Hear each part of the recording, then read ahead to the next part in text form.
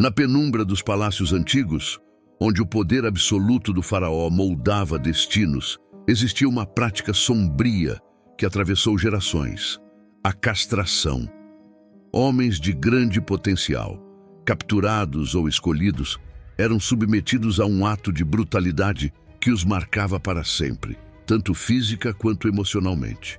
Com um único golpe, a lâmina eliminava a possibilidade de descendência, privando esses homens de um futuro dinástico e de uma parte essencial de sua identidade masculina. Diante dessa realidade perturbadora, surge a figura de Potifar, um poderoso oficial egípcio, capitão da guarda do faraó. Algumas traduções bíblicas o apresentam como o eunuco do faraó, mas sem detalhes sobre sua condição física ou qualquer menção explícita à castração. Então, podemos nos perguntar: a Bíblia realmente sugere que Potifar tenha sido castrado? Ou ainda, existe alguma indicação nas Escrituras de que Potifar tenha passado por uma mudança de sexo, como alguns poderiam especular? A resposta, fundamentada no próprio texto sagrado, é clara. Se você tem interesse nesse tipo de conteúdo, já peço o seu like e fique conosco até o final para descobrir o lindo ensinamento que esta história tem a nos mostrar. Potifar, uma figura mencionada na narrativa bíblica de Gênesis, era um homem de grande poder e prestígio no Antigo Egito. Como oficial de Faraó e capitão da guarda, Potifar ocupava uma posição de destaque na hierarquia egípcia, refletindo não apenas sua importância militar, mas também sua influência política. O livro de Gênesis nos informa que Potifar era um oficial do faraó, capitão da guarda, uma descrição que, embora breve, reflete a autoridade e o respeito que ele detinha na corte faraônica. Ser capitão da guarda era um papel de extrema responsabilidade. Potifar comandava a segurança pessoal do faraó, sendo responsável pela proteção do governante supremo do Egito, uma tarefa que exigia lealdade inquestionável e habilidades militares excepcionais. Além disso, ele supervisionava a prisão dos prisioneiros de Estado, o que incluía a custódia de inimigos do faraó e de qualquer um considerado uma ameaça ao trono. Essa posição estratégica fazia de Potifar um dos homens mais confiáveis e poderosos do Egito, com acesso direto ao faraó e envolvimento nos assuntos mais delicados do reino. A riqueza e a influência de Potifar também se refletiam em sua residência, que não era apenas um lar, mas um símbolo de seu status. Como era comum entre os oficiais de alta patente, Potifar vivia em uma casa luxuosa, adornada com os melhores artefatos egípcios da época. Sua casa, descrita na Bíblia como próspera sob a administração de José, era um centro de poder e operação, onde decisões importantes eram tomadas e onde ele recebia visitas de outros dignitários. Em Gênesis 39:1, o relato bíblico nos introduz a figura de Potifar da seguinte maneira: E José foi levado ao Egito, e Potifar, eunuco de Faraó, capitão da guarda, homem egípcio, comprou-o da mão dos ismaelitas que o tinham levado lá. E é aqui que começa toda a polêmica e dúvida a respeito de Potifar. O termo eunuco, utilizado em algumas traduções da Bíblia, tradicionalmente se refere a homens que foram castrados, muitas vezes antes da puberdade. Na antiguidade, especialmente em culturas orientais e em alguns casos no Egito, eunucos eram frequentemente escolhidos para ocupar posições de confiança na corte, uma vez que, devido à sua condição, eram considerados mais leais, sem interesses familiares que pudessem ameaçar o poder real. A prática da castração era comum em diversas culturas antigas, incluindo a Mesopotâmia, a Pérsia e em alguns momentos da história egípcia. Os eunucos eram frequentemente empregados em papéis importantes, como guardiões de haréns, conselheiros e administradores, devido à confiança que os monarcas depositavam neles. A castração era vista como uma forma de criar servidores que não teriam a possibilidade de ter descendentes próprios, o que diminuía o risco de ambições dinásticas. No entanto, a castração também carregava um grande estigma social e pessoal, pois a condição de eunuco era frequentemente associada à perda de virilidade e poder pessoal. Em diversas narrativas bíblicas, podemos identificar vestígios da prática da castração, que era utilizada como uma estratégia de poder e controle. Um exemplo notável é o de Artaxerxes, mencionado no livro de Esdras e Neemias, que governou o Império Persa com firmeza. Durante seu reinado, a castração era uma prática comum para garantir a lealdade absoluta daqueles que ocupavam posições próximas ao trono, como eunucos, que serviam no palácio real. Essa prática não apenas garantia a fidelidade das esposas do rei, evitando relações fora do casamento, mas também transformava esses homens em instrumentos submissos nas mãos do rei, visando transformá-los em instrumentos para celebrações e festividades reais. Durante o reinado do rei Nabucodonosor, conhecido por suas conquistas implacáveis e seu desejo de consolidar poder absoluto, a mutilação dos prisioneiros capturados tornou-se uma tática comum e aterrorizante. Essa prática brutal servia como uma punição física e como um meio de desumanizar e subjugar os povos conquistados, retirando-lhes a masculinidade e, por extensão, a capacidade de resistir ao domínio babilônico.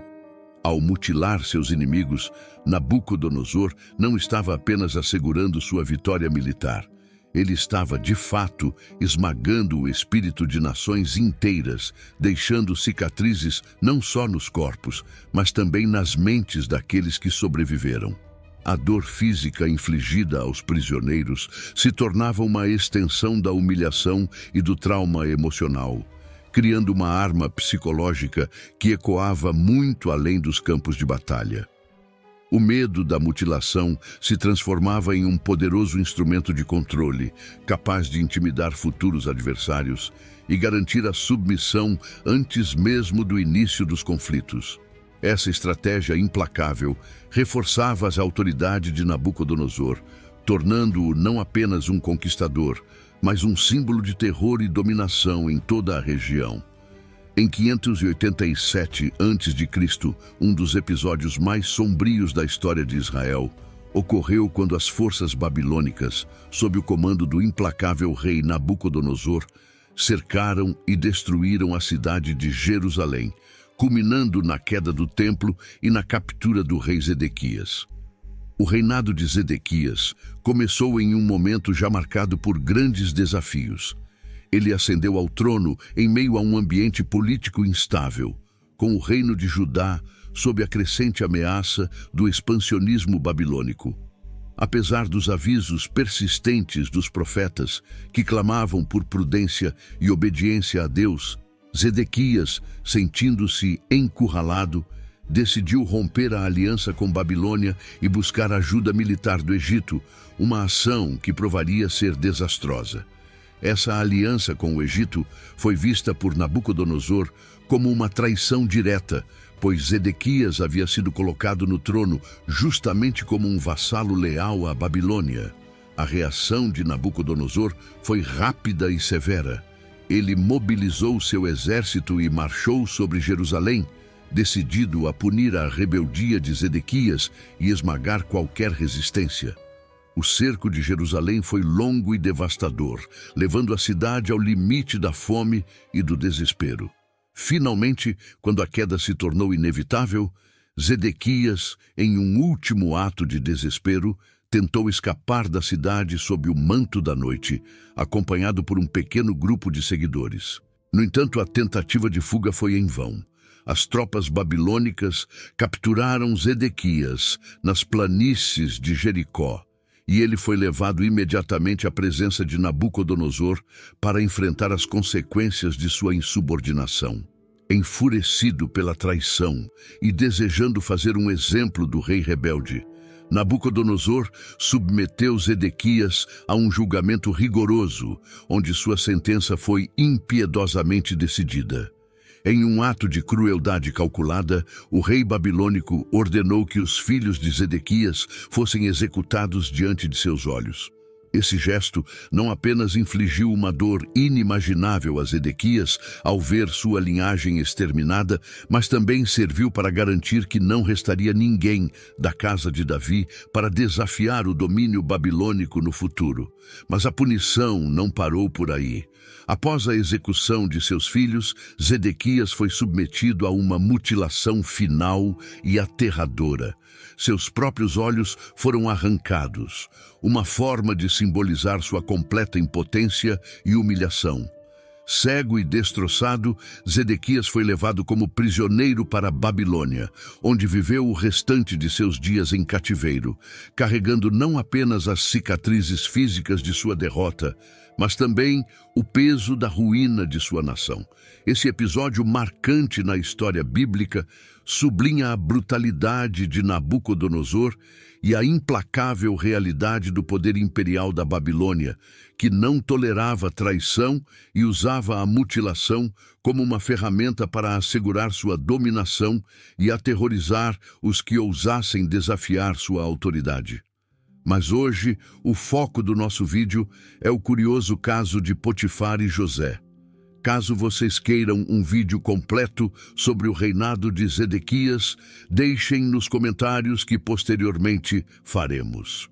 José era o 11º filho de Jacó, também conhecido como Israel, e o primeiro filho de sua esposa amada, Raquel. Desde jovem, José se destacou entre seus irmãos, não apenas por ser o favorito de seu pai, mas também por seus sonhos proféticos que insinuavam um futuro onde ele exerceria autoridade sobre sua família. Jacó não escondia sua predileção por José. Ele lhe deu uma túnica de várias cores, um presente que simbolizava não apenas o amor especial de seu pai, mas também uma posição de destaque na família. Essa túnica, um manto de distinção, alimentou o ciúme e o ressentimento dos irmãos de José, que se sentiam preteridos e indignados. A situação se agravou quando José começou a relatar seus sonhos. Em um dos sonhos, ele viu feixes de trigo dos irmãos se curvando diante de seu feixe.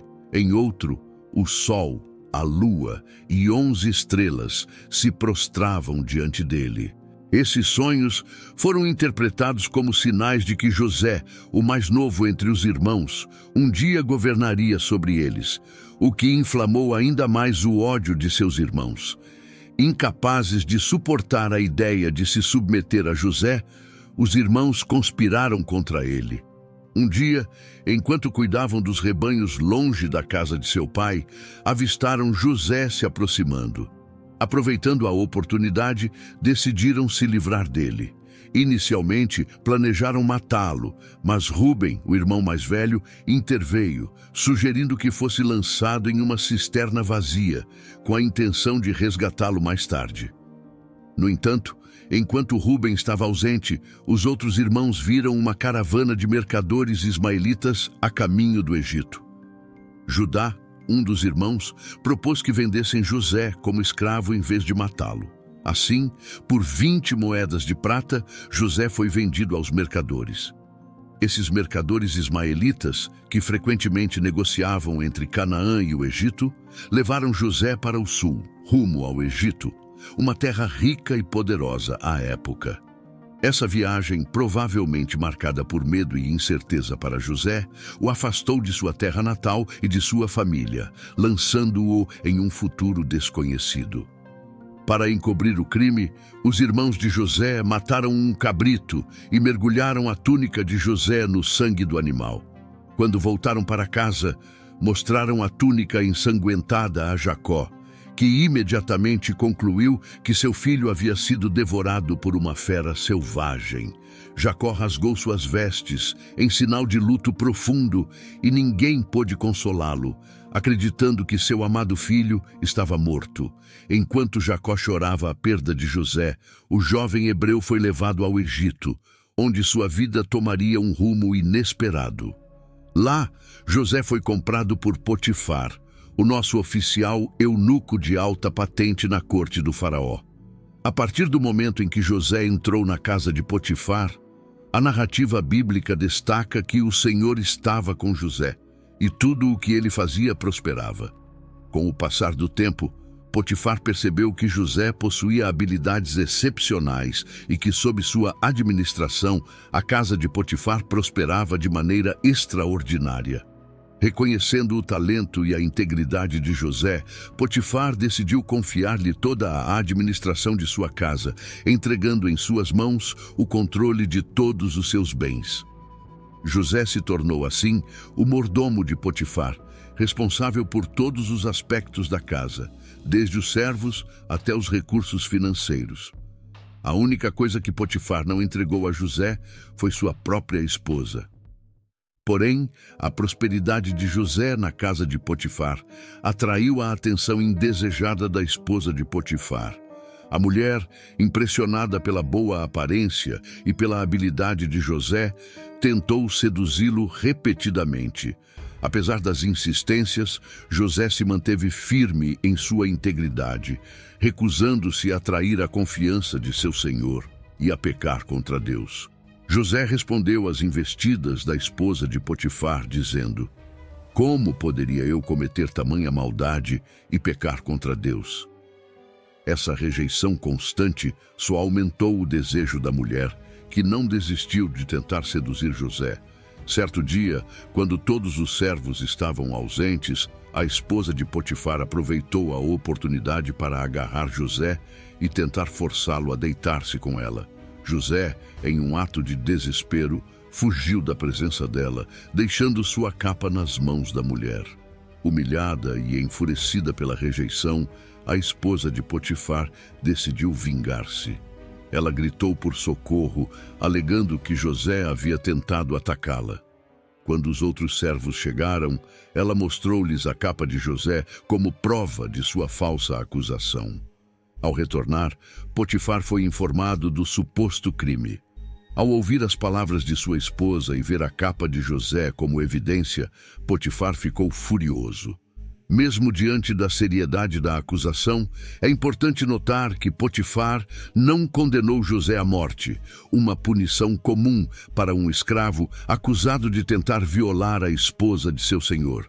Isso sugere que Potifar tinha uma afeição e conhecia bem o caráter de José, e talvez até suspeitasse da verdadeira natureza dos acontecimentos.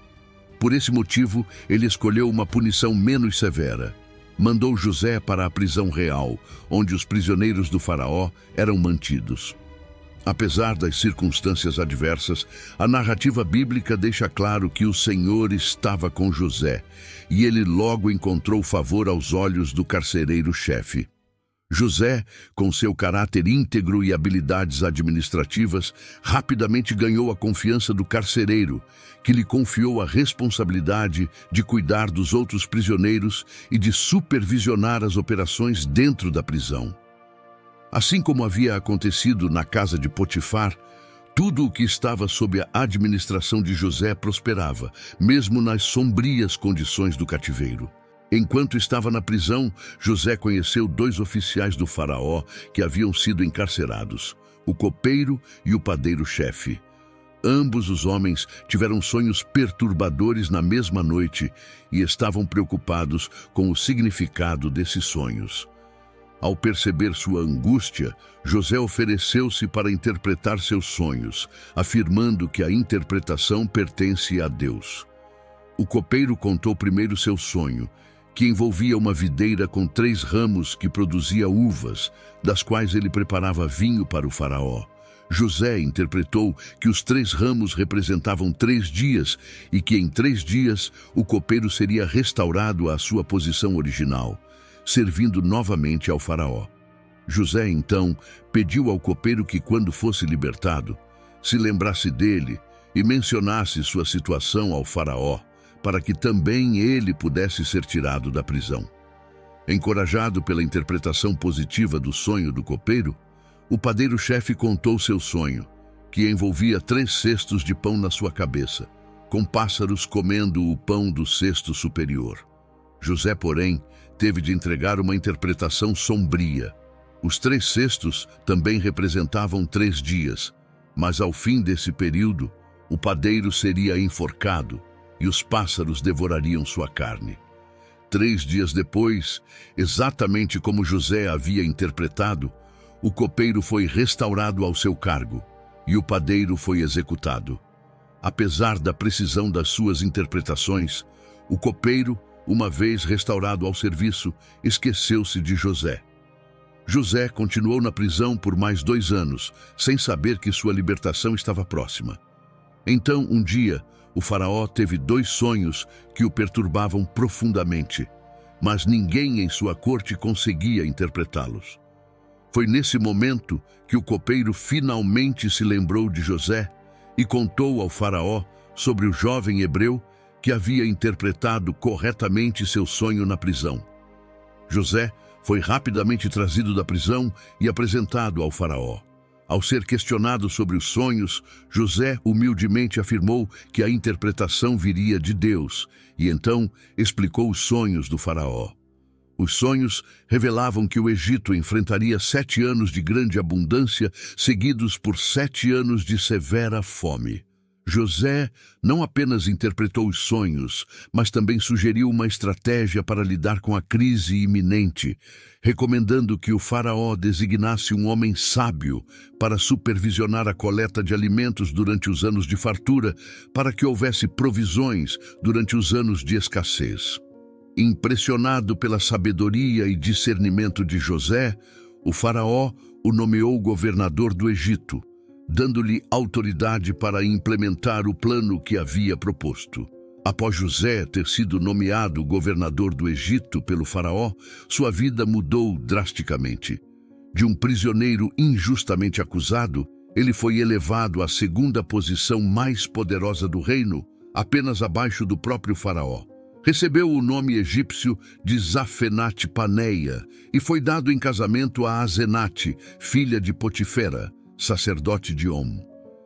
Este casamento com uma mulher de alta nobreza egípcia consolidou ainda mais a posição de José no Egito, integrando-o à elite social e religiosa do país. Algumas interpretações equivocadas surgem ao longo do tempo, e uma delas é a ideia de que Potifar, por ser eunuco, teria que, digamos, mudado de sexo e adotado o nome Potifera. Essa interpretação, embora circulante em algumas doutrinas, não tem qualquer fundamento nas escrituras sagradas e resulta de uma confusão entre 2 personagens distintos. A Bíblia não menciona em nenhum momento que Potifar, o oficial egípcio que comprou José como escravo, tenha mudado de sexo ou de nome. Esse tipo de interpretação errônea pode ser fruto de mal-entendidos ou da falta de atenção ao contexto e à distinção entre as figuras bíblicas.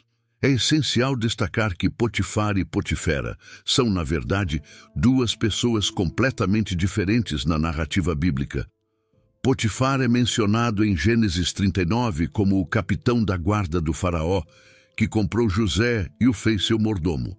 Ele desempenha um papel importante na história inicial de José no Egito, mas sua história não está conectada com Potifera, exceto pela coincidência de seus nomes.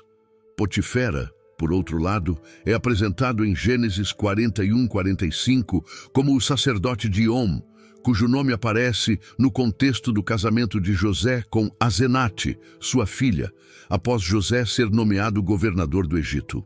A confusão entre esses 2 nomes pode levar a interpretações erradas, mas é crucial entender que Potifar e Potifera ocupam papéis distintos na história de José e não são a mesma pessoa. Até mesmo a questão sobre se Potifar era ou não castrado, um eunuco, é um tema de debate bem controverso. Não há evidências diretas na Bíblia que afirmem claramente essa condição de castração. De fato, a narrativa bíblica se concentra mais na sua posição de poder e na sua relação com José do que em detalhes sobre sua condição física. O termo hebraico usado para descrever Potifar em Gênesis 39:1 é saris, que muitas vezes é traduzido como oficial ou eunuco. No entanto, esse termo pode ter diferentes significados dependendo do contexto e nem sempre implica que a pessoa era castrada. No Antigo Oriente Próximo, inclusive no Egito, o termo saris poderia referir-se a um oficial de alta patente na corte, independentemente de ser ou não um eunuco. No caso de Potifar, embora ele seja chamado de saris, a narrativa bíblica não dá qualquer indicação explícita de que ele fosse castrado. Para evitar essa confusão, em muitas versões atualizadas da Bíblia, Potifar é apresentado como um oficial de Faraó, sem qualquer menção direta ao fato de ele ser ou não um eunuco. Além disso, o fato de ele ser casado com uma mulher, a esposa de Potifar, e a dinâmica envolvendo a tentativa de sedução de José sugerem que ele não era castrado, pois na cultura do Egito Antigo, os eunucos geralmente não se casavam ou não ocupavam posições de poder que envolvessem responsabilidades familiares tradicionais. Alguns estudiosos argumentam que o termo pode ter sido usado para indicar sua alta posição como oficial de confiança do faraó, sem necessariamente sugerir que ele fosse castrado. Outro fator fundamental é entender que, no contexto histórico, a castração, embora amplamente difundida em várias culturas antigas, jamais foi utilizada com o propósito de mudança de sexo ou como uma forma de alterar a identidade de gênero de alguém. Em vez disso, a castração tinha funções muito específicas, como garantir a lealdade e a neutralização de ameaças no contexto político e social, especialmente nas cortes reais, onde eunucos eram frequentemente empregados em posições de grande confiança. A tentativa de projetar ideias modernas sobre identidade de gênero em práticas antigas não apenas distorce o entendimento histórico, mas também ignora a verdadeira função dessas práticas dentro de suas respectivas culturas. No caso de Potifar, qualquer sugestão de que ele passou por uma mudança de sexo é completamente infundada e reflete uma interpretação anacrônica, sem base nas escrituras ou na realidade cultural do Antigo Oriente Próximo. Ao refletirmos sobre essas questões, é crucial lembrar que a interpretação das Escrituras deve ser abordada com reverência e cuidado, reconhecendo o contexto histórico e cultural em que os textos foram escritos. A Bíblia, como a Palavra de Deus, oferece ensinamentos profundos e verdades eternas que transcendem as mudanças culturais e ideológicas ao longo dos séculos. Quando tentamos interpretar as Escrituras à luz de nossas próprias vontades ou ideologias modernas, corremos o risco de distorcer sua mensagem original, perdendo de vista o propósito divino que ela carrega. Como cristãos, temos a responsabilidade de viver de acordo com os princípios de Deus, mesmo quando a sociedade nos pressiona a nos conformar. É essencial que compartilhemos a verdadeira mensagem de Cristo, que não é uma aceitação cega do pecado, mas sim uma oferta de redenção e transformação. Em João 8,12, Jesus declara: "Eu sou a luz do mundo. Quem me segue nunca andará em trevas, mas terá a luz da vida." Voltando a Potifar, a Bíblia não fornece informações detalhadas sobre o que aconteceu com ele após o incidente com José e a prisão. A narrativa bíblica em Gênesis se concentra principalmente na vida de José e nas etapas cruciais que ele atravessa, desde sua chegada ao Egito como escravo até sua ascensão como governador do Egito.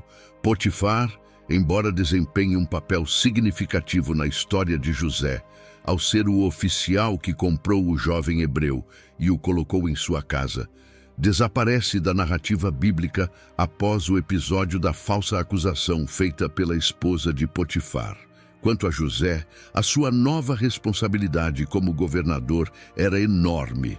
Ele foi incumbido de gerenciar a preparação do Egito para os 7 anos de fome que se seguiriam a 7 anos de abundância, como ele havia previsto a partir dos sonhos do faraó.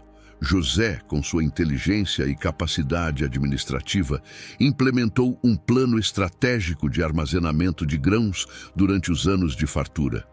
Sob sua liderança, o Egito colheu e estocou grandes quantidades de alimentos, enchendo armazéns nas cidades e garantindo que houvesse provisões suficientes para enfrentar os anos difíceis que viriam.